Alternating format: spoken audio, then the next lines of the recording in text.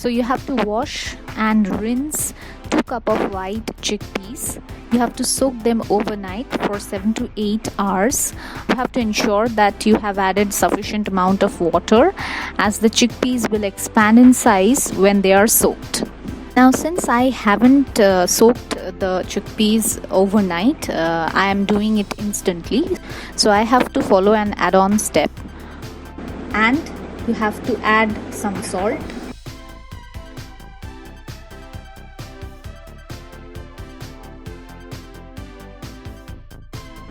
You also have to add a pinch of turmeric powder, and you have to pressure cook it. I have added this much level of water. You have to add enough amount of water so that the chickpeas don't get burnt while you are pressure cooking it. You have to pressure cook it, like you have to give for around 25 to 30 whistles or so that the chickpeas are properly boiled and it is soft. It's it would be intact together outside, but it would be soft from inside.